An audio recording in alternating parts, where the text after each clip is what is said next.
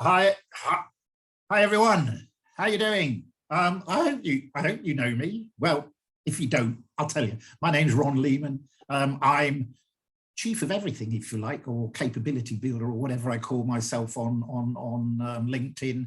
And I'm here. What am I here for? Right. A while ago, a very, very long-standing connection of mine called Mark Green, lives in the UK, currently working for Infosys. He contacted me and he said, "Hey, mate, it's about time we had a sort of like a general chat really about change management and other things as well. What about doing a chat and recording it?" And I thought, oh, okay, that sounds quite an interesting idea. Yeah, why not? We'll go with it. We've had one try at it, but it didn't work for some reason. I think I wasn't in the right mood, but I am today. Okay. Now, for some reason, Mark has not got his video switched on, and I'm not quite sure. Mark, are you there? Have you got your video switched on? Aha, there we go. Oh my God! Oh, yeah. Man, the legend. Are you being excuse me. I'm just gonna hang on. I'm just gonna choke. Fine, go ahead. Let me take a drink. Hang on. Well, I knew we were having this call, so I wanted to be prepared, Ron. What is that all about? Well, it's the Ron Lehman fan club. Big following in the UK. Yeah, I love it. Thank you so much. I just thought it was funny. That's made my day, mate. So, how are you?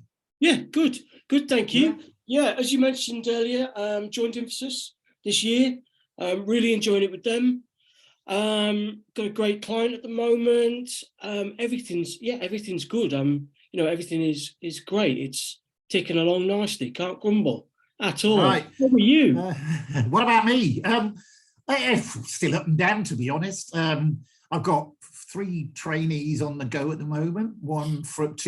Two from the US, one from Spain. Sorry, I've got a few in the pipeline. But yeah, I'm still on LinkedIn, sort of like 24 hours a day. Creating content for my fan club. And it's kind of okay. And in the middle of being on LinkedIn, I'm sort of like doing other things as well. And I'm reviewing my training at the moment, based on some feedback I've been getting from a guy I'm training in Spain. Quite very clever guy and knows what he's talking about. I'm not doing everything he says, or I don't do everything the feedback tells me. I just do the things that I think will work and it's probably easy to implement. So my training is forever changing. I take things out if they're not working, I put things in, and if they don't work, I take them out again. So it's like an ever-moving feast. So you probably, a trainee doesn't get the same thing twice, but they get the core of what I do. Yeah. And I'm still chatting to people when they want to chat to me. I get people sending me messages saying, "Hey, Ron, fancy a chat?" I said, "Yeah, okay." So a bit like this one, but this one's a long one. Yeah. I mean, it's been about a year since we last spoke. Something like that. But that was if I can ask about it, that was after, you'd got over your COVID. Yeah.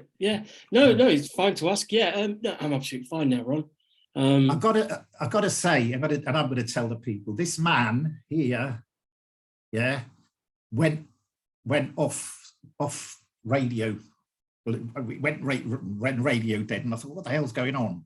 And then I found out he had COVID, and it was bad. I've got to say, it was bad from what I found out, and I was seriously worried. Yeah, and you were in about 4 months in total in hospital, was it? Yeah, and about six weeks on a ventilator or longer. About 2 months. Yeah, 2 months. In the induced coma. Yeah. So this man is a survivor. this man is a survivor, yeah, and it just, I don't know what it proves, but it proves that he's a survivor.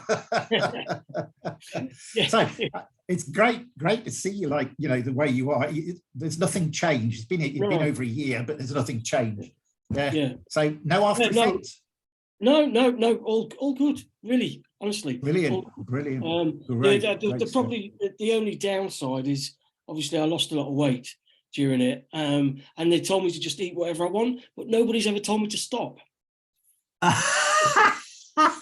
So, yeah, I probably need to do something about that. But other than that, no, I'm good. It's a bit like me. I've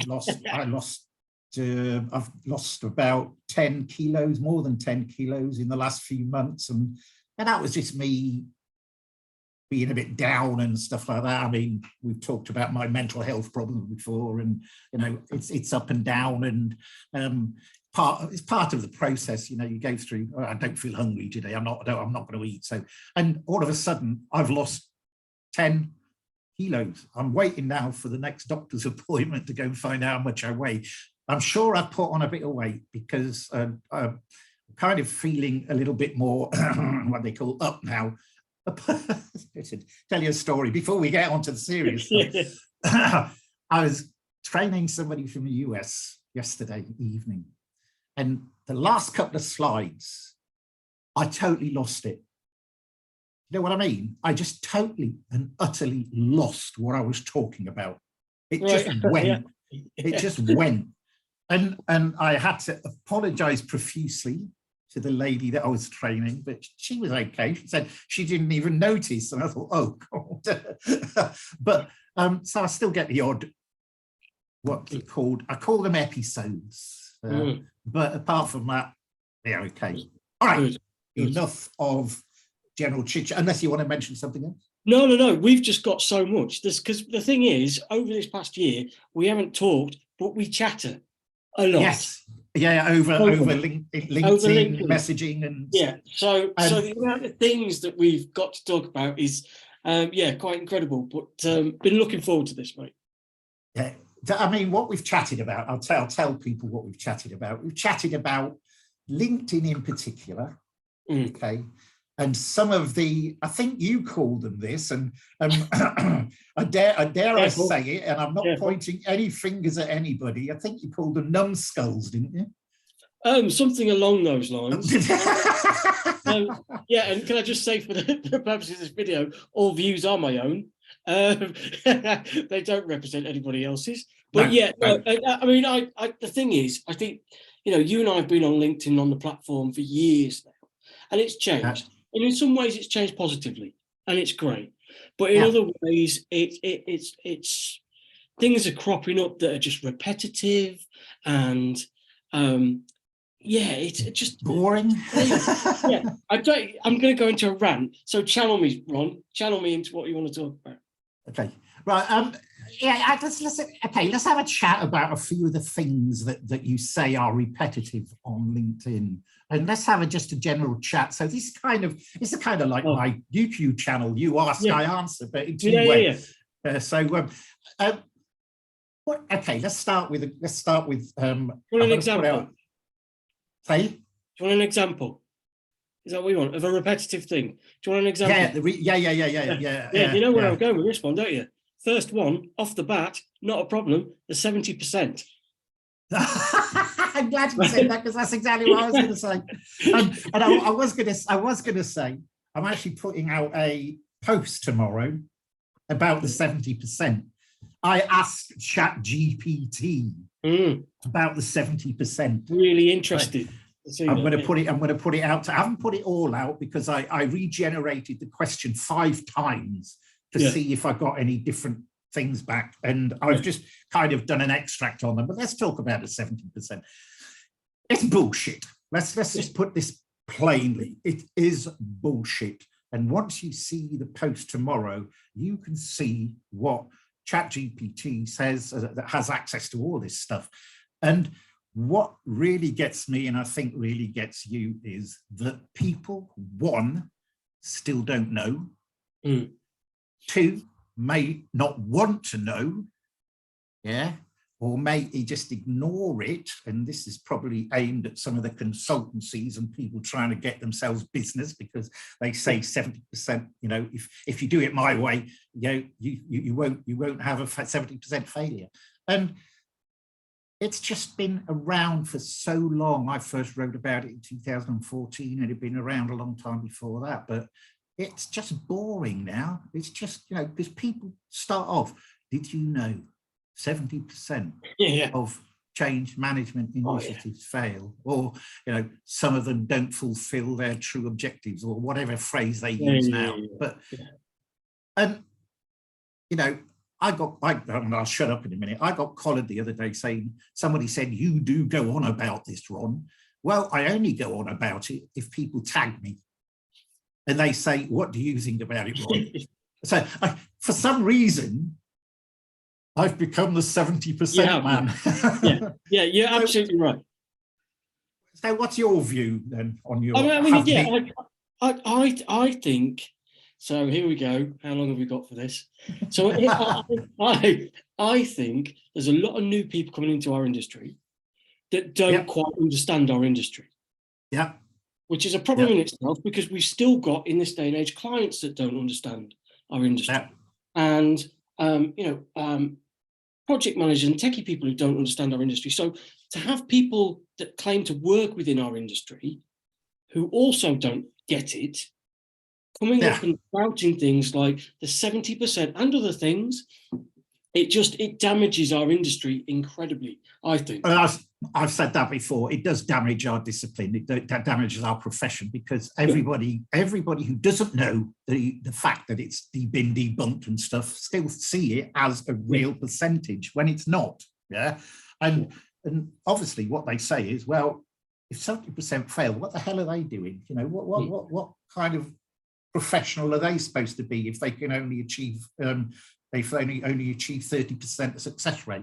Well, you know, sort of moving on a little bit from that, you know, one of the reasons that I find it difficult to grasp is that whenever it comes up, I always ask for source data. I always ask for empirical data and stuff like that. And people then point you in the direction of a article or something, and you click on the link and you read the article, and all it says in the article is 70% fail. In accordance with, then you click on that and all it says is 70% fail.